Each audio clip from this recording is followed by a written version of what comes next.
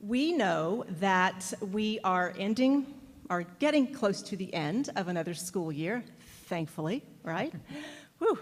And we want to ask ourselves, are we really getting our students ready, as Hotan mentioned, for not only the future, but for the jobs that we need to fill right now? There are many. And you mentioned, Hotan, that the reports out there about some of the jobs not even invented yet. I've seen numbers between 65 and 85% of the jobs in 2030 have not even been created yet. But let's be honest, we're still trying to fill the gaps that we have right now in our area. We're still trying to fill those current needs and those high-demand jobs in skilled labor and IT and healthcare. So we're joined by 4 people this morning that are going to help us understand where we are in workforce development, what's being done, and what we need to do as community leaders, all of us in some way, to support the next generation of workforce and the needs of our business community today as well. I'll start here with, let's start with Geronimo down there. Good morning, Geronimo. Good morning. Good morning. You know Geronimo Rodriguez. He's the Chief Advocacy Officer for Ascension, Texas. He has an extensive policy background serving on various boards and leadership roles at the local, at the state, and the federal levels. Not only executive here in a major regional employer, of course, but he's coming up on his 1-year anniversary, we understand, for AISD. You're a trustee there on the school board. Yes. So a little backstory on Geronimo, too. I know many of you know him, but I was interested to learn about his background growing up as a migrant farm worker, 3rd grade on. And he told me, he said he hopes all students and future workers out there can be just like him, that they can be the rule and not the exception in their career development. And I thought that was really interesting. Thank you for being here, Geronimo, this morning. Melanie Flowers. There she is from Samsung, Manager of Technical Training at Samsung, and has more than 20 years experience in organizational development and employee training. And a backstory on her, she started working in the tech field right out of high school. A great example, and she was inspired by her mother, who also worked in the tech field years ago. Thanks for being here this morning. Dr. Shasta Buchanan down there. She is the Executive Director of the Office of College and High School Relations at Austin Community College, working directly with the high schools to advance career degree pipelines. We'll learn more about those. And she is really working with the word value a lot. That's what I learned by visiting with her a little bit before. She wants to change the stereotype of those community colleges and how much value those students are going to bring to our workforce today and in the future. And finally, Tamra, right next to me here, Tamra Atkins, the Chief Executive Officer at Workforce Solutions Capital Area, and her team is the governing body for the regional workforce system, responsible for the planning, the oversight, and the evaluation of workforce development activities in the Austin-Travis County area. Small job, Tamra, you know it. Thank you for being here, all of you. Well, we want to start with a question. And I want to ask all of you, I'm sure since you're here this morning, you know, but do you know that there is an Austin Metro Master Workforce Plan? Everybody raise your hand if you know that. Okay, well, there are some people that don't know. There is actually an Austin Metro Master Workforce Plan. And I did not know that coming into this. I've learned a lot about workforce development in the area. And we want to start with Tamra to tell us, first of all, a little bit about what Workforce Solutions is, so we can sort of understand your organization. And then, what is this master plan that is out there? Well, thank you so much, Leslie, and it's really an honor to be here. I want to also add that I'm a Leadership Austin Essential Class 2011 alum, so thank you, Leadership Austin, and really proud to be here. And I see many board members and partners in the room, so thank you all for being here. So Workforce Solutions, Leslie, you did a really good job of introducing that we're a governing body that has this high-level overview and perspective on what's happening in our community around workforce development. But what people may not know or recognize is that we're a mission-driven organization that is business-led and community-focused. And we are the only entity in Austin that whose purpose is to provide value through comprehensive workforce development planning, oversight, and evaluation. So what does that mean? That means that we work with community-based organizations. We work with Austin Community College. We work with educators. We work with businesses in this community to understand what do we need to do to build a stronger, more efficient workforce development pipeline. And why do we do all this, and how does it relate to this Master Community Workforce Plan, Leslie, that you referenced? Is we believe that our work is essential in helping keep Austin affordable and to help with problems of inequity that we face in our community. We believe at Workforce Solutions that the way to help break the cycle of poverty is to help people obtain the skills that they need to get the jobs that are in demand in growing our economy. So that is what led us at Workforce Solutions to take on a leadership role in facilitating the Master Community Workforce Plan. We launched this plan in June of last year.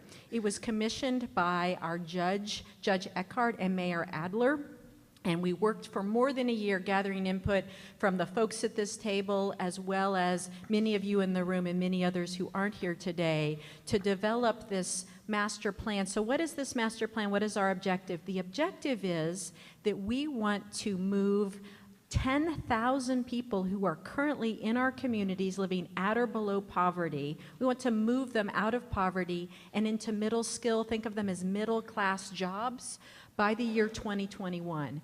Why is that so important? Why do we need to do that? Well, later in this panel, time permitting, I'll talk about some of the challenges we're facing. But suffice it to say that we have a skills gap in this community where our neighbors, our residents, the folks that our kids go to school with or that are on the roads with us each day, that they don't necessarily feel or know that they have the skills for the jobs that are growing in our economy, and they're being left behind. And if we want to maintain the quality of life we've come to enjoy and appreciate what makes Austin, Leslie, we have got to do a better job of closing that skills gap. So this plan is about creating a common agenda that the community can get behind that says, here's how we're going to close the skills gap. And I'll close for this comment by saying, in our community, there are many examples at what I'll call a micro level of great programs, whether it's at Austin Community College, Capital Ideas, Skill Point Alliance. There's so many partners that are doing phenomenal work. We've got to do a better job of taking what's happening in really good ways at the micro level and scaling it to the macro level. The mayor said to me over a year ago when we were working on this plan, he said, Tamra, what we need in a community when it comes to workforce development is we need speed and scale on behalf of those that are getting left behind in our community. We have got to recognize the urgency to ensure that those in our communities have the skills to compete for jobs, and we need to do it quickly, and we need to scale what's working, and we need to use data and be accountable for that. So Leslie, I'll end with that. Be happy to answer more questions later. That sounds great. You mentioned those 10,000 jobs coming from people who may be in poverty now into those livable wage jobs by 2020? 2021. 2021. Give me that year. That's still pretty close, right? 2021. Yeah. Geronimo, you want to speak to a little bit about the importance of doing this and primarily focusing on the local workers here from that segment of the community and how that will help us fill our skills gap and not only that, just how you're doing some of that. Sure. You know, one of the, and by the way, I encourage you to download the executive summary of the Master Workforce Plan, because that will kind of show you the guiding principles and kind of where we're headed. I think we have a once-in-a-lifetime opportunity for us to really connect some dots here with our local school districts, our businesses, our local community, as well as these high-demand jobs that we have. But it is, for us, has been a journey. In fact, it was really interesting. I think Tamra, there's a whole backstory, and Tamra and I can probably share that later, where we were on our own pathway and frustrated with the systems that were put in place to ensure that we were meeting the needs of us as an employer. I mean, it doesn't take a lot to go and find out that we have about a 2.9% unemployment rate, that we have about 2,000 openings in nursing alone just between St. David's and Seton, and we have all of these other high-demand healthcare career jobs that pay on average $50,000 a year. when we went to our local community and told them about our new development, the innovation district, our shiny new $300 million teaching hospital, our local community, especially because we have a concern for the poor and the vulnerable, said, that's really great, but what about me and what about my children? And when we got into dialogue with them, they started telling us that we really need to find jobs that will allow us to afford to live here in our community. So in essence, in the spirit of innovation, we blew up our diversity department and we created the Workforce Development and Diversity Department, which is now led by our new director, Valerie Esparza, who's sitting right over there in case you want to talk to her later. And we decided to move towards a strategy of trying to connect our local community to high-demand careers so they can afford to live in our community.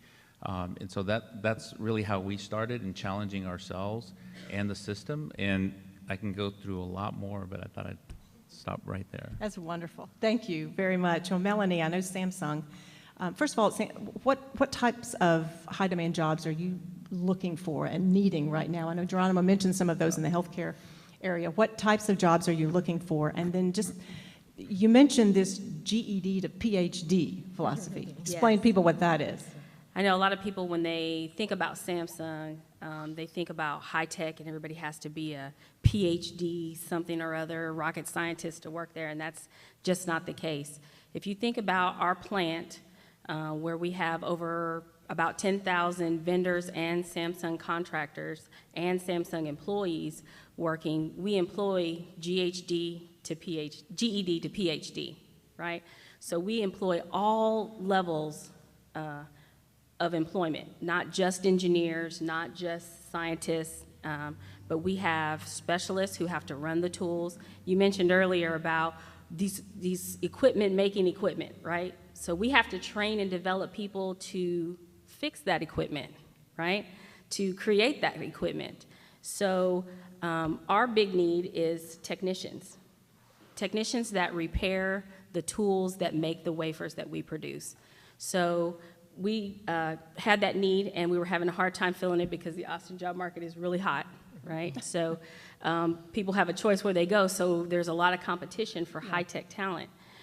So we decided to grow our own, where we reached out, and we talk about partnership. We reached out to the school districts. We partnered with ACC, and we developed a couple of programs that are not only pulling people out of poverty into middle skill, but preventing it. If we can get them right out of high school and they never have to hit that poverty level, that's a win for everyone. And you mentioned you keep people in those jobs. Absolutely. You have a pretty good record at that. Yes, absolutely. Dr. Buchanan, can I call you Shasta? Should Please I call you? Okay, all right. We just met a while ago. I saved the doctor for Just the wanna make students. But you know that's important, doctor. I know it is. I see after our conversation before this, your ACC's really being that bridge between the local high schools and not only businesses but the four-year colleges. Mm-hmm. Absolutely. Can you kind of give us an overview of how that bridge works and how ACC is the different programs you're actually implementing to make that bridge possible? So just a quick kind of idea of how we support students in our districts here in Central Texas. So we have 25 school districts in our area that we support. So that's about 7,000 students that come through our programs while they're still in high school. And then another 12 to 15,000 students that participate in our articulated credit program that's primarily on the workforce side. So that's a lot of people. And so with a lot of people, you're thinking about the opportunities to give them when they're in high school. And so we partnered with Seton, we partnered with Samsung and some of our school districts to offer a different kind of learning experience. What we know about our students is they want to be active participants in their learning. And at the end of the day, why do students go to school? Because they want a job. And so, but it's not just a job, they want to be able to support themselves and their families and have a life that they can love and enjoy. So we look at those high demand careers when we're partnering. We have our own career academies for students, and so these students have internships, clinical rotations, job shadowing with our partners, and opportunities for internships later or work after high school. The biggest thing that I always say is that when they earn an associate's degree from us while they're still in high school, So we will have about 122 graduates in our service area that will earn their associate's degree this spring and their high school diploma. And so that's a big milestone for students. And so with the programs that we partner with our industry partners, these students can become phlebotomists, pharmacy technicians, EMT. They can work on robotics with Samsung or have that opportunity with them, or they can go into computer science. Dell is another partner for us. So we're looking at those opportunities and how to maximize that. But again, a lot of these students, when they complete, some of them are looking at it as, this is the career for me. And then other students want to be able to take that as a milestone and then finish a bachelor's degree. And so if they choose to do that, that one means that the university is getting a different kind of student, right? They're getting a college-ready student that has real experience. It makes them more competitive, not just to that institution, but in the marketplace, and it minimizes their dependence on loans. So whether they come to us right out of high school because they earn a level 1 certificate, they're working in real careers. Can you imagine a student coming out of high school being a phlebotomist working in a clinic? And one of our superintendents gave a great story about how she said she looked 12. She wasn't 12. But she said she was drawing my blood, and she's like, she hates needles. But she said the whole time the student was there just talking to her and talking about, yeah, you were my superintendent, and I just recently graduated from high school. She said before she knew it, it was over. And so that's the kind of experience and the type of people we have supporting your students. Our health science department and our other departments, when they think of our high school students in these programs, they call them their colleagues. So again, changing that mindset of the students we support. How do you decide on those partnerships? You mentioned the partnerships with the high schools, and I know some of them are very specific. How do you make those decisions? So based on high demand careers. So really looking at what's out there, because we don't want to start in something that the student won't be able to earn that livable wage and then be able to mount up. That's very important. And so we also talk to the industry partner. So for instance, with Dell told us the career of the future was cybersecurity. So then we had to look at cybersecurity and computer science as programs that we can partner, and then from there we start to align the curriculum. And then that's where the magic happens. And it happens. We got to get into some of the obstacles. That's what we're here. We want to talk about problems and solutions. Geronimo, you mentioned a little bit before you were frustrated at a certain point of, and what do we do? And you decided to be innovative and look within in some way. But talk about some of the obstacles that we face just generally here in this region, and maybe how we want to address them.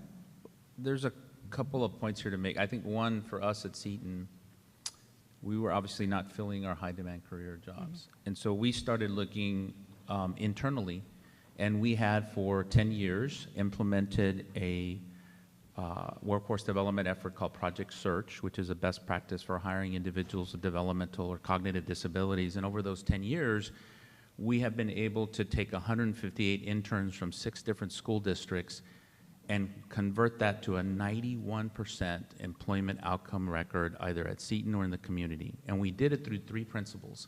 It was a business-led approach, it was focused on complex repetitive tasks, and it was all about competitive employment between 5 community partners, all focused on that individual's ability and not their disability.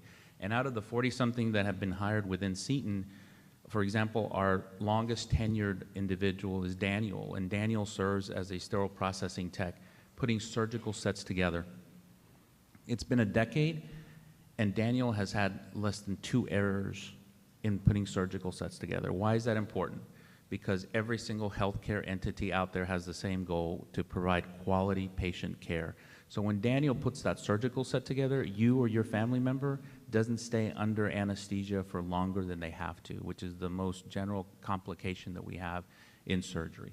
So to us, we took those principles, and that's how we, as I mentioned before, kind of blew up our department and focused it on looking for employer-led approaches, focusing on competitive employment, high-demand career jobs.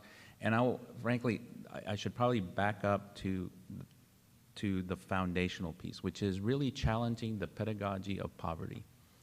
We have to believe that every individual is a human being endowed with dignity, and therefore we are compelled not only to treat them with respect, but also to break down every barrier we can to make sure they reach their fullest potential.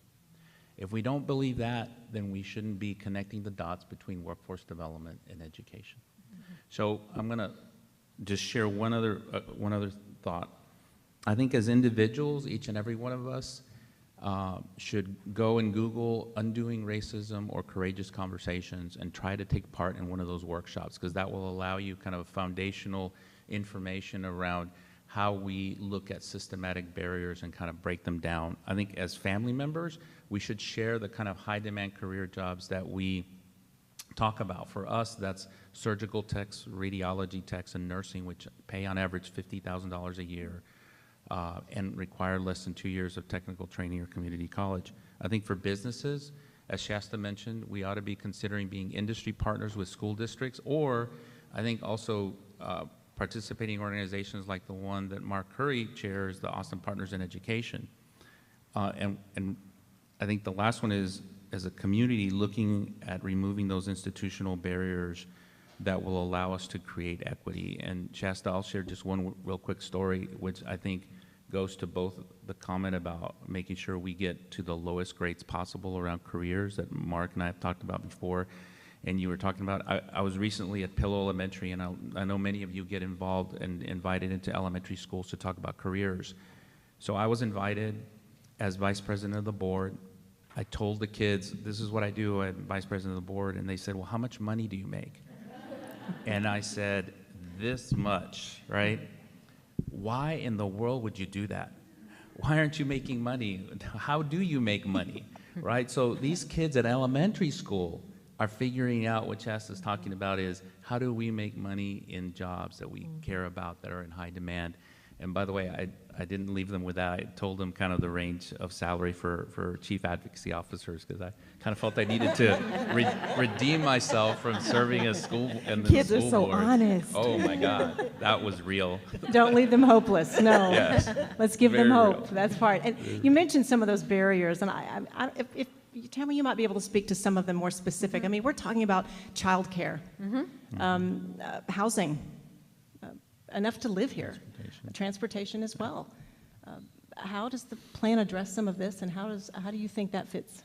Yeah, absolutely. So what you're talking about, Leslie, when you talk about childcare, housing, transportation, is all the needed supports that go into helping someone be successful in moving out of poverty and into jobs. And so at Workforce Solutions, we do believe that we've got resources and assets that we can bring to bear to help provide supports for individuals as they're on that journey. And the plan goes back to this notion that when people can work and they're working, they have the skills to be able to compete for the jobs that are growing our economy, they can also take care of some of those needed supports themselves. But the supports are there and in our community to help people bridge in that transition. Okay.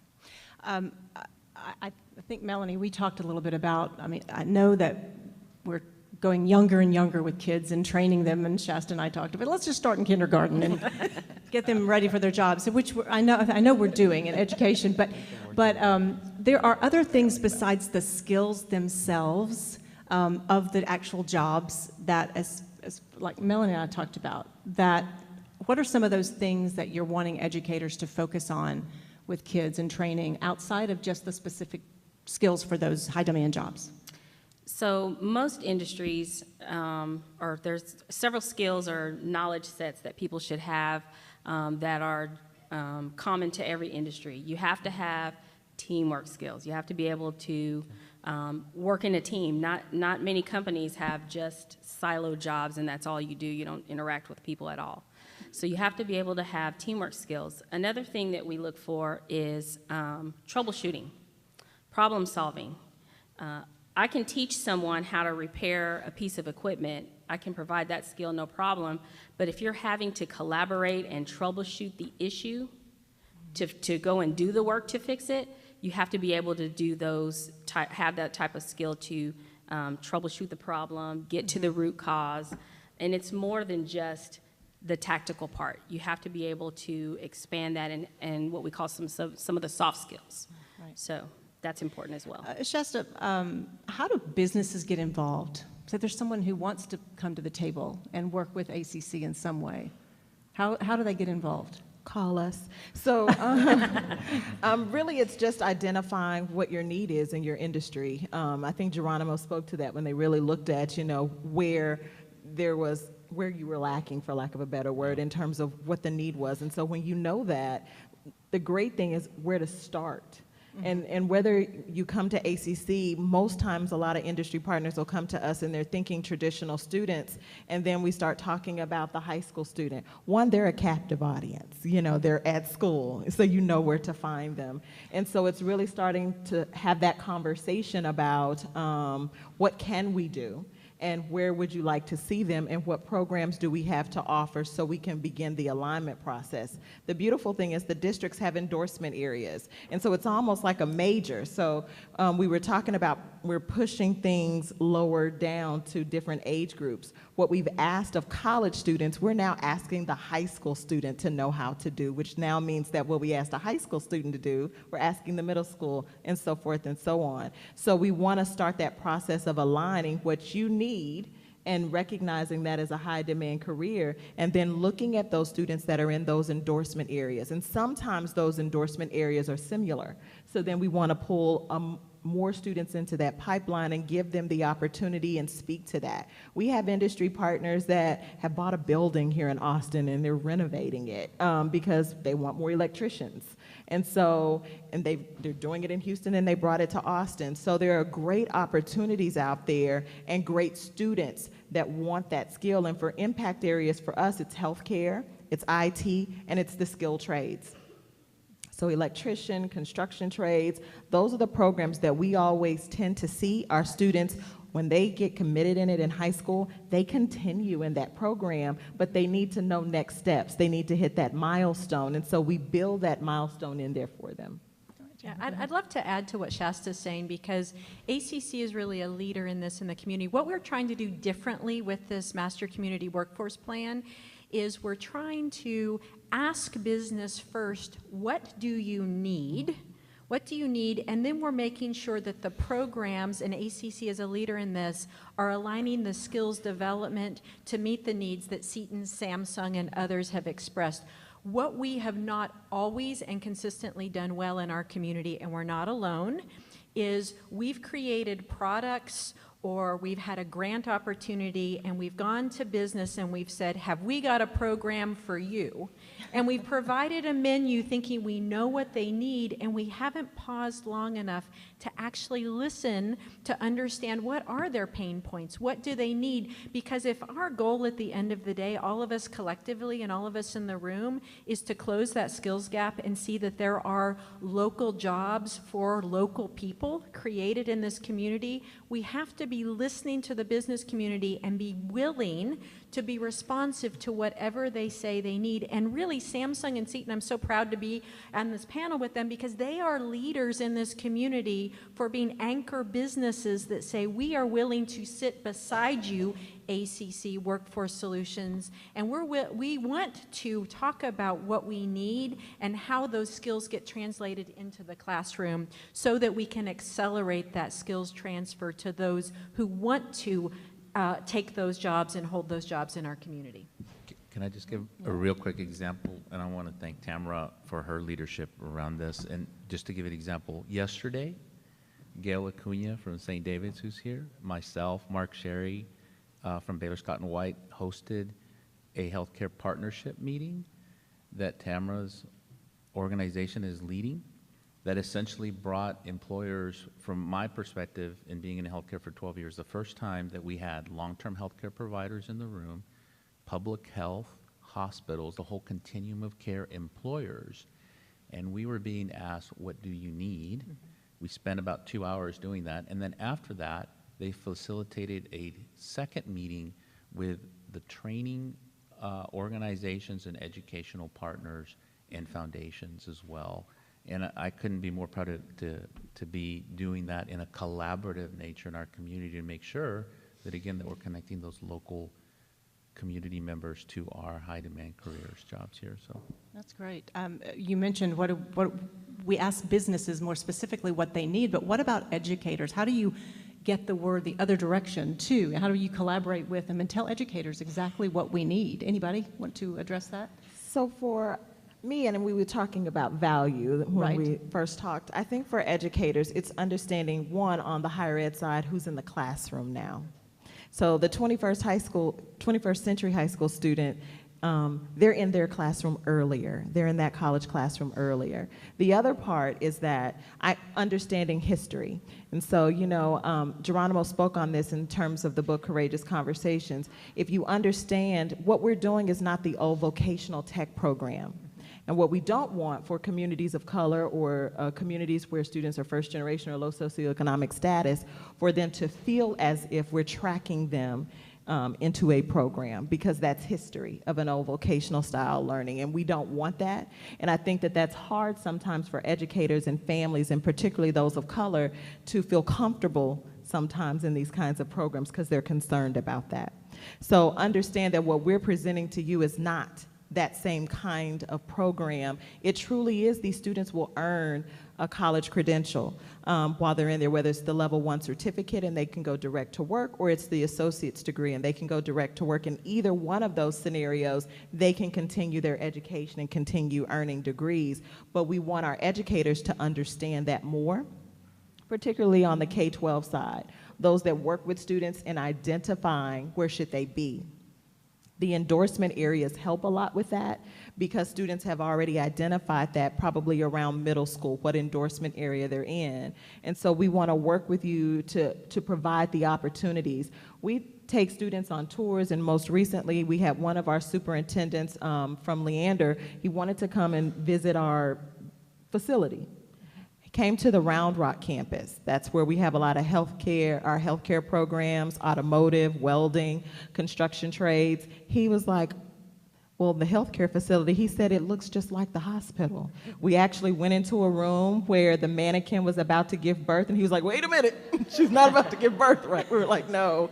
And so he was like, but we work with our industry partners so we can provide that space and the level of training that your students are getting. The companies that our automotive department works with, these students can earn their certification and make real great livable earning more money. And so we want parents and our educators to really understand the difference in what we're offering today in 2018 compared to what was offered in 1980. It looks completely different, and the network students will have access to. If you think about these kinds of programs, students when they're in high school, they would never have this kind of access to people at Seton or St. David or Dell or Samsung. This changes the game, forgive me for using the word, but this changes the game for students in terms of their ability to accelerate their learning and the advancement in their career. Getting rid of that stereotype. It's hard. It is. I mean, for those of us who grew up then with that, it is very difficult. But you're right, just not only educators, but the families themselves need to learn that. Julie, I didn't forget about you. Have any questions for us? We have quite a few questions from the audience. A lot of them are getting answered as the conversation continues. Something that we haven't talked too much about that's come up a few times is financial education. Where does that fit in? Who wants to address financial education?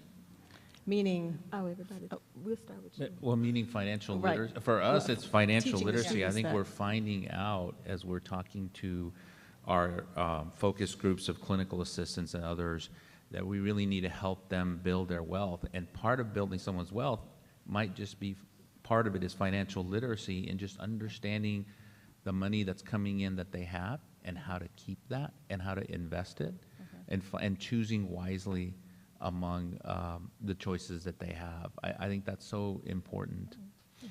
I would just add, from Workforce Solutions perspective, financial literacy, financial understanding is a key component in what we're trying to help standardize and instill in our workforce pipeline, recognizing first people, in order to even think about getting into a program of post-secondary education skills building, oftentimes one of the first questions we get is, how do I pay for this? What does this look like? How can I afford it? So connecting them with the resources, with the experts in the community that can help them navigate, how do you put that together and how does that fit with your life and how do you balance earning and learning at the same time? And then similarly, making sure that we also are providing and supporting tools so that people know when they do go to work and they get that first paycheck, how do you use that? How do you open a bank account if they don't have a bank account? How do you make some of those decisions so that we don't put people unnecessarily in a cycle of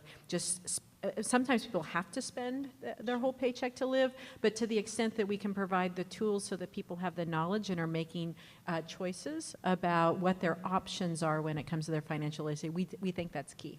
So can I add, so for our programs that we have in partnership with our industry partners and even our early college high schools, there's no cost to the student. Yeah. So these students are earning a level 1 certificate or an associate's degree at no cost to them. The other part of it is they are college students. They are ACC students. Yeah. And so they have access to all the same student support opportunities that we offer to our traditional population.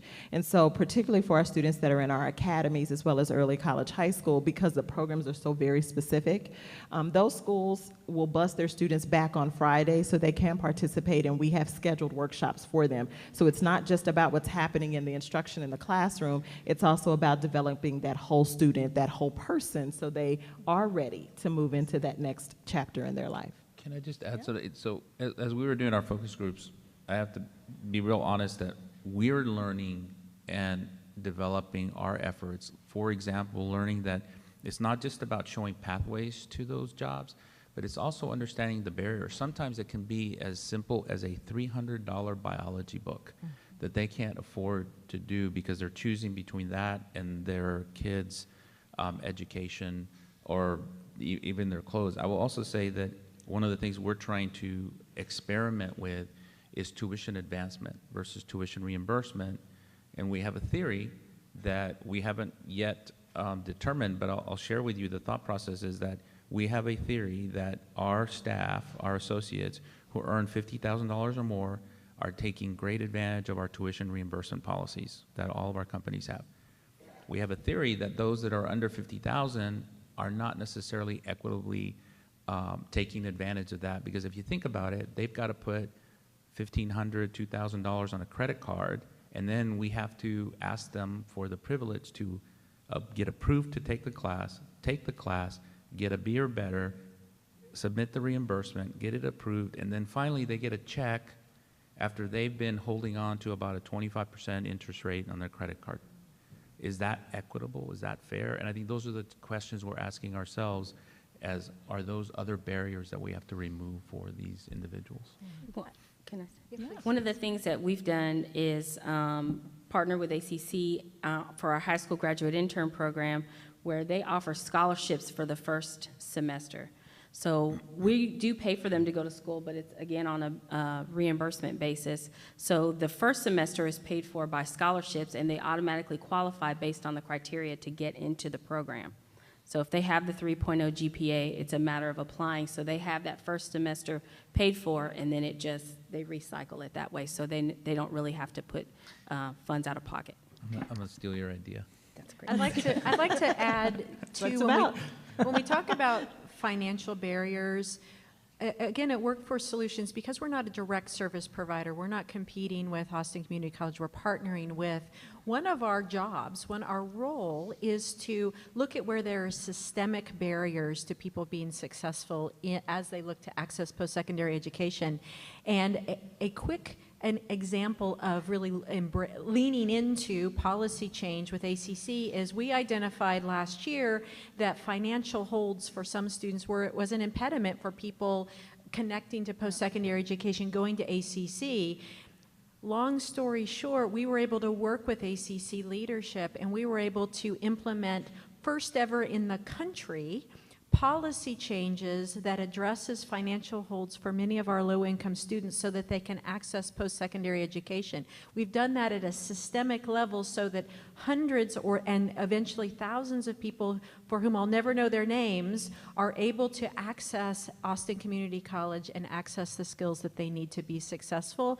That's how working together, and I want to just say, it started with a conversation with a young lady who said, you know, I'd love to go back to ACC, but here's what's standing in my way, $150 financial hold that led us to explore the data, quantify it, and ultimately lead to policy change thanks to the leadership of Austin Community College. I want to get to a little bit, at least two more questions if possible. Julie? Yeah, absolutely. There are a lot of questions kind of all over the board in terms of what happens before college or after high school. A lot of ideas out there about what we should be focusing on. Geronimo, I know that we've talked about this before. What do we need to be doing before students graduate from high school to change what education looks like?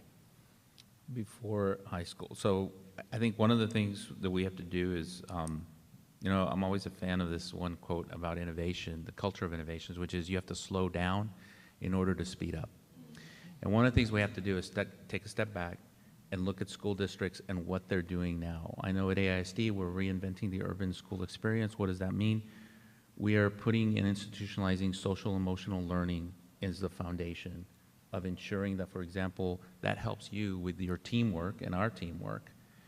It also helps us with collaboration, which is about managing conflict and changes. Being in a team, also, we've implemented in the high school problem-based learning as well.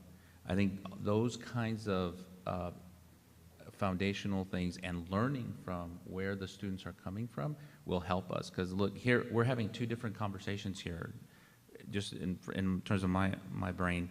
And this is from yesterday's conversation, but we're talking about what are the near-term jobs that we need to fill, and then what is it that we're going to do to impact public policy, education, both community college and high school, for the next generation, for the next 10 years. And I think whether you're interested in one or the other, there's definitely a place for individuals to engage in both of these conversations so that we can learn more and then move out from that. So the more we do in high school, the less we're going to have to be able to have remedial classes at ACC, the less we'll have to be able to, and as employers, have to pay for training of individuals when they come in, and they can be more productive quicker and actually earn a living wage, being able to afford Austin. So again, trying to connect all these dots that are all being done in different silos, I think is really important, which I really appreciate Leadership Austin kind of connecting the dots here. Any other questions, Julie, in a certain area that we want to address? There are a lot of questions. I think something that I want, knowing that we are coming to the end of the morning and moving toward our call to action, this theme of personal responsibility. Okay. So leading into those call to actions, what is the personal responsibility from everyone involved? So even from those who are getting left behind, how can they take responsibility for their track? All the way to the personal responsibility of the people in this room. We've got a lot of questions about how does my business get involved? How do we as a community step forward? Any thoughts on that? Okay. So anybody want to address that? I know we are going to move toward the call to actions that and you may want to even work that into your answer to this, but anybody want to address personal responsibility first before we get into that? Don't all jump at once. So what I have learned, I served for 2 years on the National PTA Board of Directors, and one of the biggest things I learned there was some research that had been done that showed that a child's academic potential, or where they're going to be, is so much better when parents, guardians, loved ones are engaged in their education. And I think that's so critical around personal responsibility, that there's a responsibility at the family level to ensure that there's these high expectations. You know, but frankly, I think, especially in poor and vulnerable community, that expectation is there. My parents had that expectation. They removed barriers for me. In fact, they completely removed a migrant job that we had where we were working 2 weeks out of September, so that we wouldn't have to change 2 school districts, well, actually 4 school districts, and instead 2. That kind of parental engagement and that kind of interest from all kinds of parents to make sure their kids are doing better, I think that's there. And I think now it's time for us to have the community responsibility to remove those barriers. And getting those parents and those families some of those $50,000 a year plus jobs will help that to happen, Yeah. I'm sure, more easily. We do like to end these breakfasts with calls to action or takeaway points, not just takeaways, because we want you just to take away information. We hope you've learned something this morning, but also something that you can go out, think about, and maybe somehow continue the discussion with someone in your circles, or be able to get involved in some way and find some way to plug in, whether you're in the business community, the education community. So I want each of you to think a little bit about that and give our audience a takeaway this morning, a call to action. Tamra, would you begin? Sure, I'd be happy to. Thank you, Leslie, for this morning. This has really been an honor to be with you on this panel, so thank you for doing it. So my call to action would be to ask yourself, if you really value what makes Austin Austin, if you live here because you love Austin, you love the community, you love the vibrancy of what you're able to experience, and you recognize that it's not equitable, I would ask you to really lean into and embrace this notion of hiring locally. Really, the master community workforce plan, if you boil down the 78 pages of the plan, or if you want to look at the 6-page executive summary, what is it about? It's Austin's hire local plan. That's what it is. So my takeaway would be, think about how you have a part when you're making a hiring decision about how can you recognize and hire locally, as well as how can you lean into and recognize a notion of growing your own talent, just as Samsung and Seton, for example, are doing, to look at the workforce, if you're an employer that you have, and how can you really invest in and cultivate your own workforce to grow them from within, so that we can continue to keep Austin both affordable and appealing and keep it the Austin that we all love. And I want to make sure everybody knows, where can they find the plan? We mentioned reading the executive summary as well. Where is that? On your website? Absolutely. You can Okay. go to Workforce Solutions website. Okay. So everybody read that today. That's your homework. Okay. Melanie. For me, I would challenge everyone to get outside of the traditional box of hiring. As Tamara mentioned, we have a lot of local talent and beginning in talent. So we can find areas in your companies or your businesses where you can take the time and resources to actually develop from the ground up, rather than hire someone who, spent 4 years in school for this and they came from another state. If we can hire someone locally and take a little more time, so we say, if you have someone with a 4-year degree, but you've grown someone that came right out of high school and it took them 5 or 7 years to finish it, but they're more loyal and committed to your organization. So look local, look to grow your own talent here, and we're in your own businesses, and I think that will feed right into what we're doing and create a loyal workforce for your companies. Great. Thank you. Geronimo? Well, there's quite a number of things, but so let me just real quick, I'm going to do 3 real quick ones. One, I think, Shasta, you mentioned artificial intelligence and augmented reality and technology. A lot of times we talk about how that's coming. It's already here, right? And I'll give you one quick example. If you have a phone, you should download this really cool app called Photo Math, but don't show it to your 8th graders who are doing math. It can recognize a math problem in writing or typing, give you the answer, and then you press a button and it shows you step by step how you ended up doing that problem. It is incredibly cool, but It's helpful to parents. it is very helpful I'm just to going to parents. attest to that. And I happened to be at a national conference, and I was just like, wow, that's a really good hack. Thank you, us. Geronimo. I have an 8th grader at home. There you go. Just There you don't tell go. them. I think back to the question of personal responsibility, I think for family and individual parents, it is so important what you say to your child. I expect you to go to college. I expect you to get a high-demand career that requires 2 years of technical training or community college, although I've never said it quite like that to my child. I think it's important to raise expectations because I think they're already there, but it's so important to say those words to our mentees, our students, our family members. Last but not least, in terms of businesses, please consider getting involved at Shasta.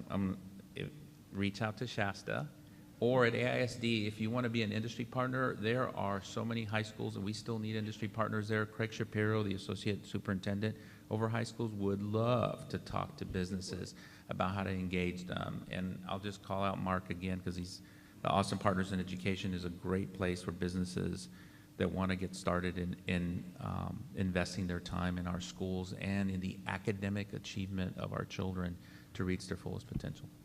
Thank you. So a call to action for me is to reimagine the support from the community. So I mentioned earlier that everything that we're asking the high school student to do, it's typically what we've asked the first-year college student to have to do.